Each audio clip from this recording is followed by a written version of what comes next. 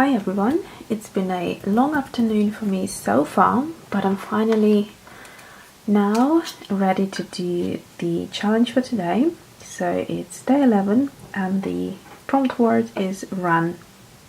So in my last illustration you probably, if you have seen that if you watched that video, you have seen that I started to introduce other characters, small figures, to be able to work around the prompts.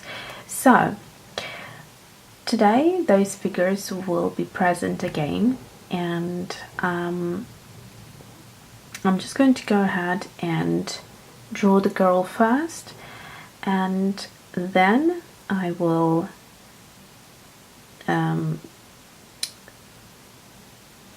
add the figures, and hopefully that will then represent the prompt word.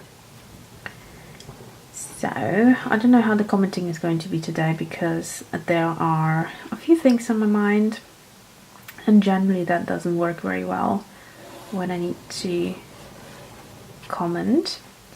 So I have tried to do the sketch in my, oops, there it goes, already mess up. So I have tried to do this little illustration beforehand in my traveler's notebook insert, which I basically, that's what I have been doing, just so that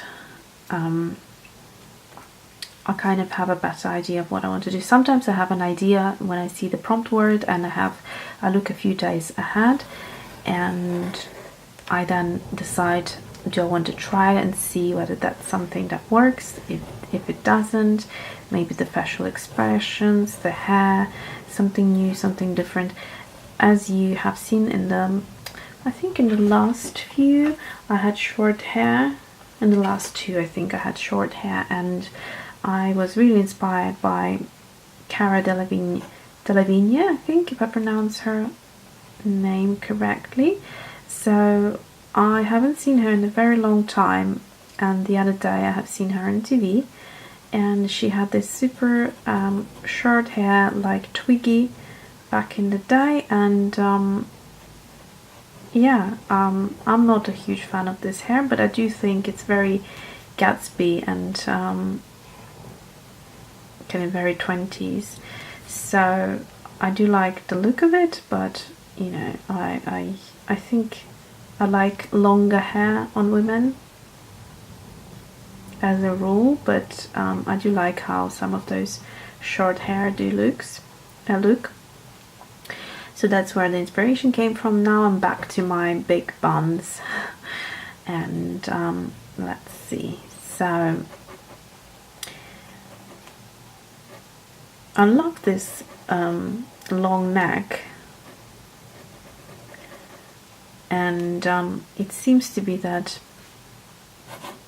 I am getting my girls' necks longer and longer every time, and it obviously is very unrealistic, but this is the purpose of fashion illustration. And I hope I can learn a new body shape soon, because this is something I have been absolutely loving, and I learned it from James Berg. However, I do want to expand a little bit. So the other thing I have really enjoyed is also the very long, kind of heavy looking earring on the girls. So I think I'm going to give her another one. I kind of call it like a birdcage earring, and I do like the look of it a lot. So let's see, I think that should be enough in terms of this. Now the eyelashes, of course, there isn't a day without eyelashes. So that's that. Okay, so that's pretty much everything I want on her, so I don't want too much detailing here at all.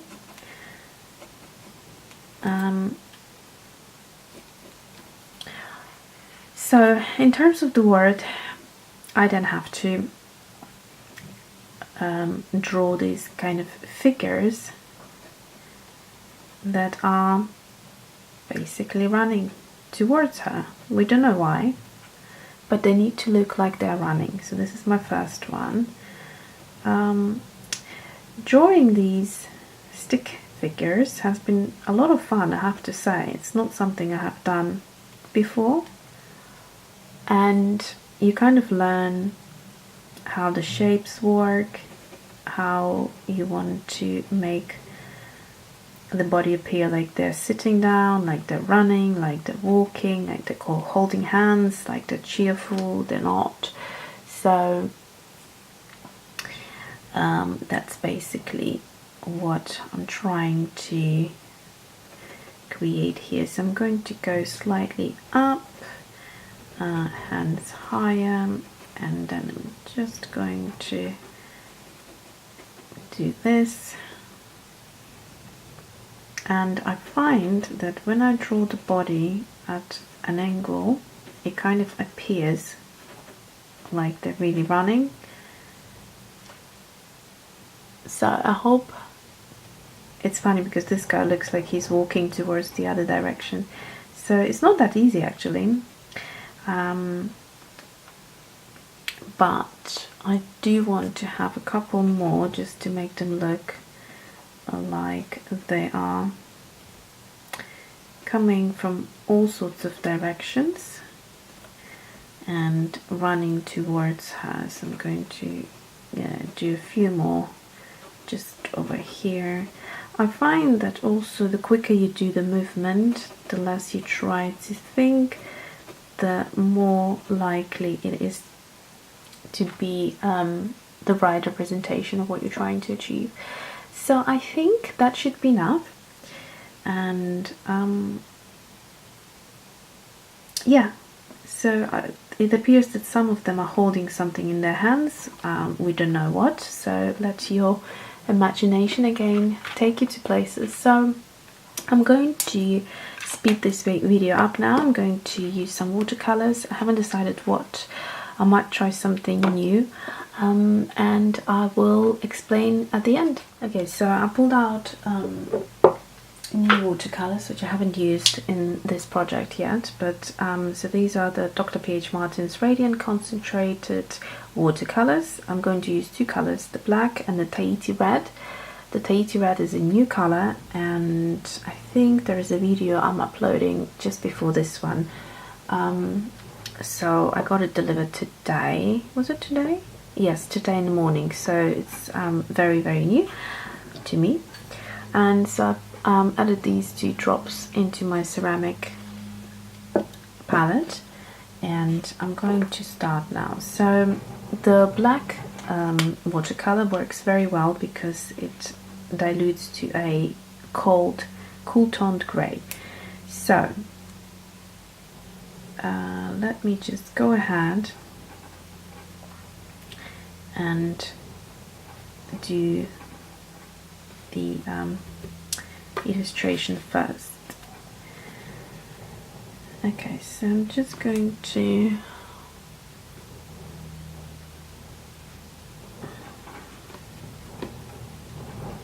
actually, it seems now that I'm doing it in real time. I thought I was going to do it sped up, but it seems to be working just well. Anyway, so first I'm going to think and create the shadow effects. I'm going to pull out this ink and use it as watercolor. And then for the hair, I'm going to go into the black, Radiant, Dr. P.H. Martin's Radiant watercolor, and I'm just going to give her a little bit of this hair. And then when I want it really, really black, really saturated, I'm going to just drop it in like this, and I think it looks stunning. And then where I want, I'm just going to add it onto her fringe as well, just to bring it a little bit together, and then her little hair swirl right here. Okay, so I think that works quite nicely. And then I'm going to concentrate on the makeup a little bit.